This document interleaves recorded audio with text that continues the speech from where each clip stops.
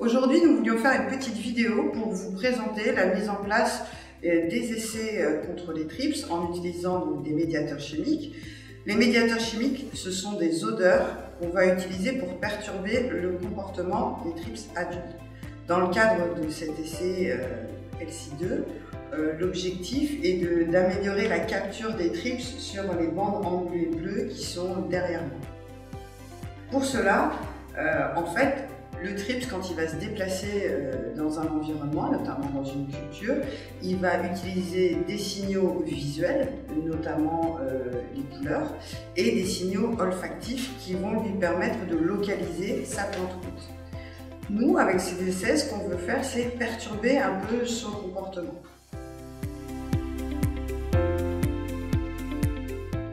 Dans le cadre de cet essai, ce qu'on teste plus particulièrement, c'est la stratégie push-pull. Donc on va vouloir repousser le ravageur de la culture et on va vouloir l'attirer sur des pièges qui sont à l'extérieur de la culture. Cette stratégie est ici utilisée avec des diffuseurs qui sont commercialisés, mais techniquement on pourrait utiliser d'autres produits pour le faire, comme des plantes pièges par exemple, ou des odeurs qui sont répulsives. Ici, le répulsif il est formalisé sous une forme de gelée qui emprisonne l'odeur, et l'intérêt c'est qu'il va avoir une diffusion continue mais lente qui va pouvoir se diffuser pendant 2 à 3 mois. Sur notre panneau englué bleu, sur notre bande engluée bleue, ici on a l'attractif qui est également formulé un peu différemment parce que là c'est plutôt appliqué sur un petit tampon en gaz et qui va permettre aussi de libérer cette odeur ici attractive pendant 2 à 3 mois pour attirer le TRIPS.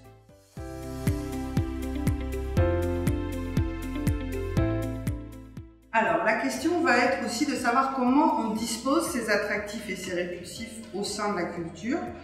Ici, ce qu'il est mentionné pour les 2 produits qu'on sommes en train de tester, c'est de laisser 10 mètres à peu près entre 2 diffuseurs. Donc entre 2 répulsifs, on va mettre 10 mètres linéaires ou répartir en fait l'odeur au sein de la culture, au centre, et les attractifs sur les abords. Et on va poser des bandes engluées bleues sur les abords de la culture, un petit peu à l'extérieur. La grande difficulté souvent sur les exploitations, c'est de positionner ces bandes engluées bleues. Elles ne sont pas toujours très faciles à mettre en œuvre.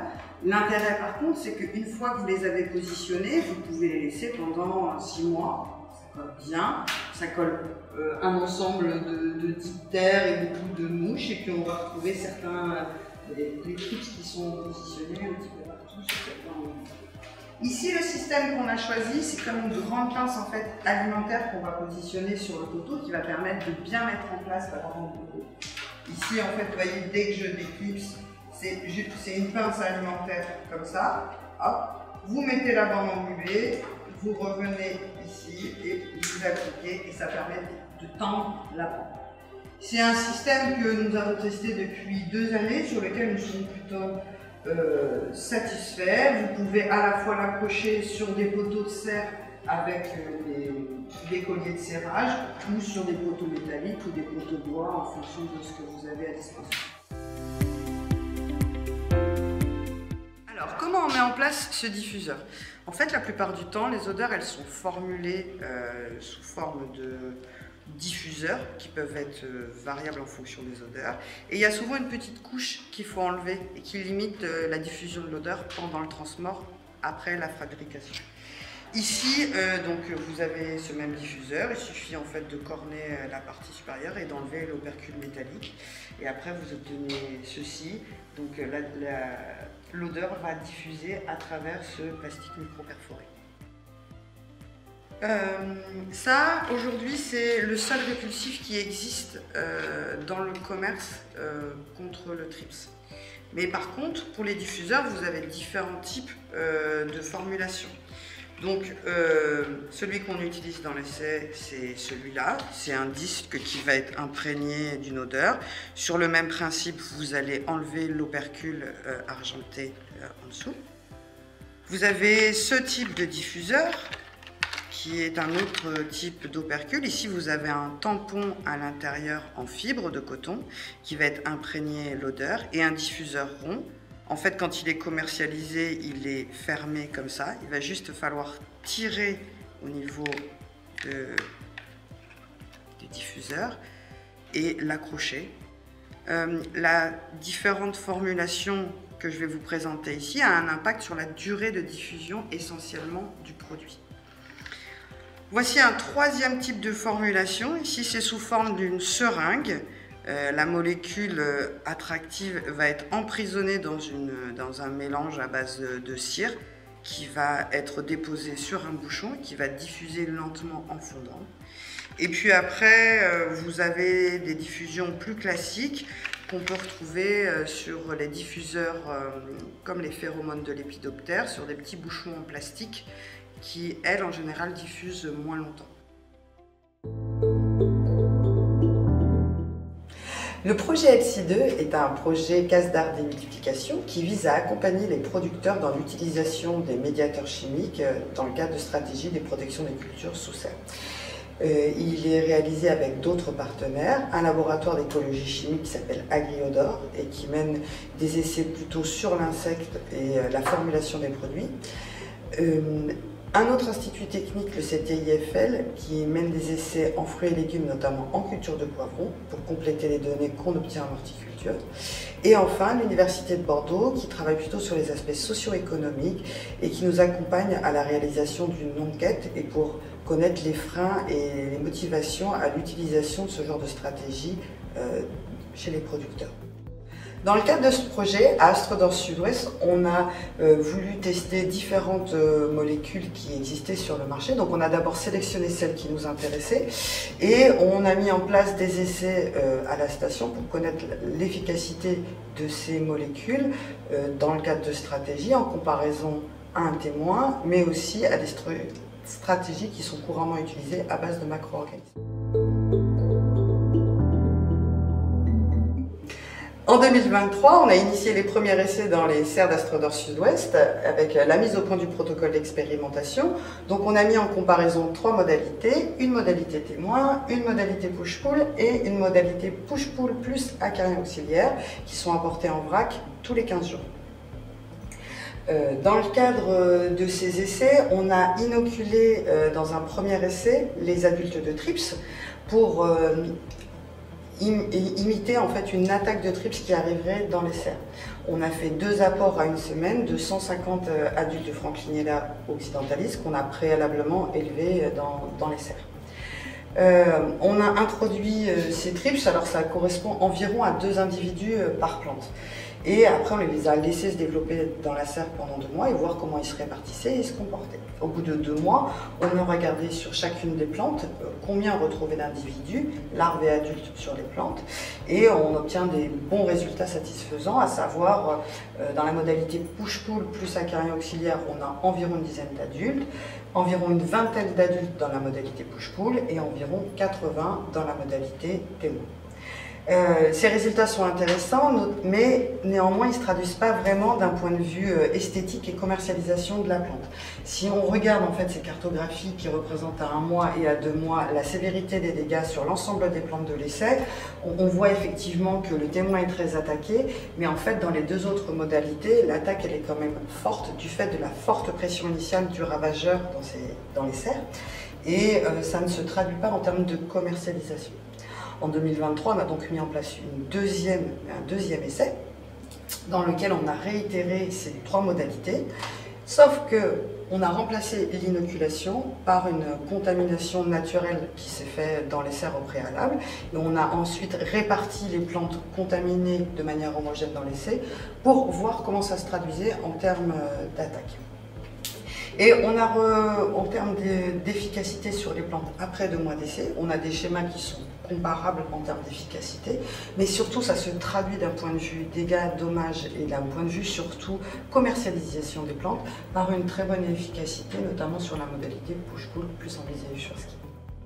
Dans les 2 essais menés en 2023, on a une tendance comparable en termes d'efficacité, c'est de l'ordre de 70 à 90% par rapport aux témoins. Néanmoins, dans celui où il y a une très forte contamination en inoculation, c'est insuffisant pour contrôler la population, alors qu'en cadre d'une contamination naturelle, on arrive à obtenir des résultats qui sont satisfaisants d'un point de vue commercialisation des plantes. En 2024, ces essais ont été renouvelés pour acquérir un plus grand nombre de données et voir si on pouvait confirmer les bons résultats qu'on a obtenus en 2023 et pouvoir acquérir comme des répétitions sur le travail qui a déjà été fait.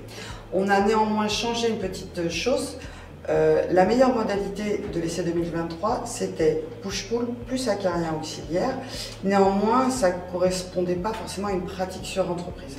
Donc en 2024, on a comparé la modalité push-pull avec une modalité acarien plus bande engluée seule pour comparer cette stratégie push-pull à une stratégie habituellement utilisée.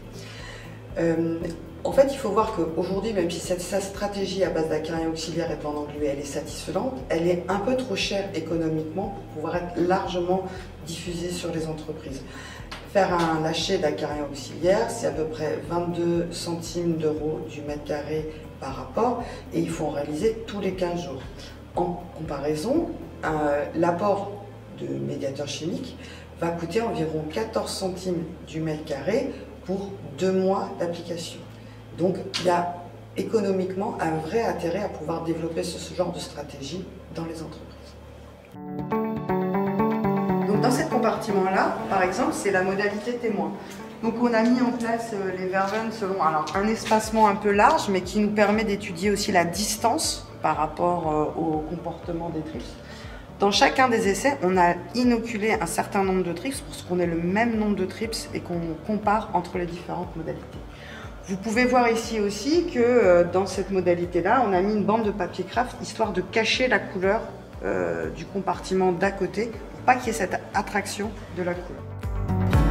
Dans ce compartiment-là, par exemple, on a mis en place la stratégie push-pull uniquement. Donc vous voyez les bandes engluées bleues à l'extérieur, le répulsif au milieu de la culture et l'attractif de part et d'autre près des bandes engluées, sur les bandes engluées bleues. Et on a le même dispositif expérimental que dans le compartiment témoin à côté. Dans ce compartiment-là, qui est ici la 3e modalité qu'on a testée en 2024, c'est encore un petit peu différent. Ici, on a mis en place que les bandes engluées bleues et l'acarien auxiliaire en Bliseus Schursky. L'idée est de savoir quel est l'effet de l'attraction uniquement de la couleur, sans médiateur chimique aucun. Par contre, avec l'acarien auxiliaire, qui est une stratégie largement utilisée sur les entreprises horticoles.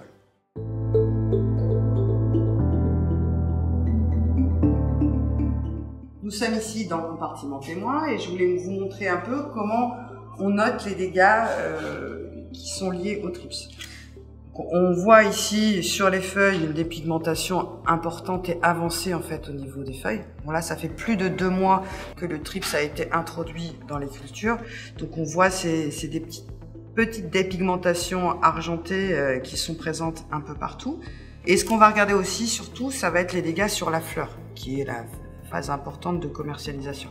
Donc on voit les piqûres blanches de l'insecte, surtout en bordure des fleurs, et qui sont présentes ici par exemple. Donc ça se voit très bien sur le violet. Le violet, c'est quand même une couleur proche du bleu qui attire beaucoup aussi le trips. Donc nous, ce qu'on va faire au cours de l'essai, c'est mesurer à différents étages foliaires, en bas, au milieu et vraiment en haut sur les jeunes pousses, là, le pourcentage de piqûres qu'il y a à peu près sur la feuille, qui va nous permettre d'avoir une bonne idée de la dynamique de population. On compte aussi le nombre d'adultes et de larves, en distinguant bien les 2 stades, parce que en fait, notre technique qu'on teste aujourd'hui, elle a surtout une efficacité sur les adultes, peu d'impact sur les larves, si ce n'est que, comme on capture des adultes, on diminue la génération qui suit, et donc on a moins de larves qui se reproduisent. Et dans l'essai où on a ajouté l'acarien auxiliaire en Bliseus Schursky, l'intérêt c'est que ces acariens vont venir manger les stades larvaires. Logiquement, on observe une diminution du nombre de stades larvaires. Donc c'est important, c'est ces 3 paramètres-là qu'on regarde. Néanmoins, si dans votre culture vous voulez vous donner une idée de la pression que vous avez en trips, le plus important en fait c'est de regarder les dégâts sur feuille. C'est un très bon indicateur, une très bonne variable pour mesurer la pression dans la culture. Alors pour la notation qu'on est en train de faire, on va choisir sur l'ensemble de la plante une pousse qui représente la moyenne de la plante et on va venir compter 2 feuilles de l'étage foliaire inférieur, 2 feuilles de l'étage foliaire intermédiaire et 2 feuilles de l'étage foliaire supérieur. Là, on est en fin d'essai, il y a quand même beaucoup de feuilles, on fait une notation un peu destructive et on va venir avec la loupe compter sur la face supérieure et sur la face inférieure le nombre de trips présents sur la feuille. Donc on va venir, voilà, j'ai un trips adulte et un trips large. Et on va venir compter le pourcentage de dégâts foliaires occasionnés sur la feuille. On fait une approximation de la surface couverte par les dépigmentations réalisées par les trips.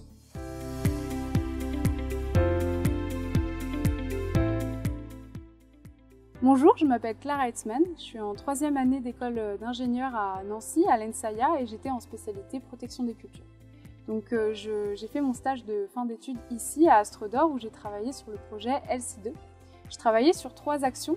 La première et la plus importante, c'était l'essai station dont vous a parlé Émilie, qui vise à évaluer l'efficacité d'une stratégie à base de médiateurs chimiques contre le TRIPS. J'ai travaillé également sur la mise en place d'un essai chez les producteurs, donc un essai de démonstration, sur cette stratégie également en utilisant uniquement les attractifs. Et en dernier lieu, la 3e action, c'était donc sur la mise en place d'une enquête socio-économique en partenariat avec Bordeaux Sciences Economics qui visait à évaluer les freins et leviers à l'adoption de stratégies de biocontrôle et plus spécialement sur donc, cette stratégie à base de médiateurs chimiques. Donc je vais plus spécifiquement vous parler de l'essai station qui s'est déroulé à Astre d'Or en 2024, de juin à août. Donc cet essai-là, ce qui est différent par rapport à l'essai 2023, c'est qu'on a décidé d'évaluer la part des auxiliaires et des médiateurs chimiques dans la stratégie contre le TRIPS. Et donc ce qu'on s'est rendu compte, c'est que la stratégie à base de bandes engluées bleues et d'auxiliaires va être plus efficace que la stratégie push-pull. Pourquoi ? Parce que cette stratégie-là, ce qui diffère, c'est qu'il va y avoir un contrôle sur les larves et sur les adultes de TRIPS. La bande engluée bleue va permettre de capturer les adultes de TRIPS et les auxiliaires vont jouer sur le stade larvaire des TRIPS. Et d'un autre côté, vous avez la stratégie push-pull qui va seulement jouer sur le stade adulte. On va avoir une certaine efficacité, mais elle va être plus faible que l'efficacité de la stratégie à base d'auxiliaires. Donc cette année, on s'est davantage intéressé à la diversité spécifique de TRIPS sur la station et également chez les producteurs. Pourquoi ? Parce qu'en fait, le premier essai qu'on avait réalisé au préalable était un essai qu'on avait inoculé, sans le vouloir involontairement, par TRIPS nigropilosus, qui est un TRIPS qui ressemble beaucoup à Franklinella occidentalis.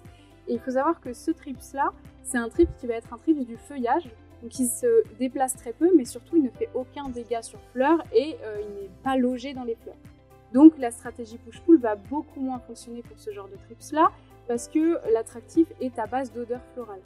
Donc voilà, ce qu'il faut retenir aussi, c'est qu'il faut connaître chez les producteurs la diversité de TRIPS qu'il y a dans vos serres. Pourquoi ? Parce que les comportements vont différer en fonction des TRIPS que vous avez. Ça va être leur cycle de développement, ça va être leur mobilité, ça va être leur attrait pour certaines plantes hautes. Donc voilà, il faut vraiment connaître l'écologie de son ravageur ou de ses ravageurs si c'est plus diversifié. Et ça va permettre en plus de choisir la stratégie ensuite que vous mettez en place contre ces TRIPS. Donc pour ce projet-là, on s'est plus spécifiquement intéressé à l'efficacité de la stratégie push-pull, mais il faut savoir que pour que les stratégies de biocontrôle fonctionnent, c'est bien de combiner ces stratégies pour, comme on l'a vu avec l'utilisation d'auxiliaires, permettre d'avoir un contrôle de tout le cycle du développement du TRIPS. Donc voilà, c'est vraiment important de combiner ces stratégies et de les choisir en fonction de la diversité d'espèces que vous avez dans vos serres.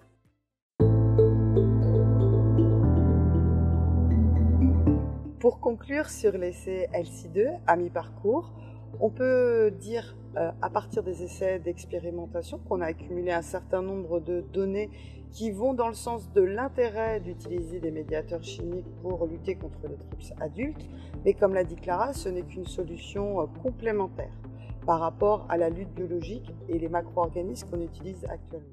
Des essais sont en cours avec notre partenaire Agriodor, notamment au laboratoire, pour essayer de mieux comprendre les mécanismes en jeu et aussi formuler différemment peut-être ces médiateurs chimiques.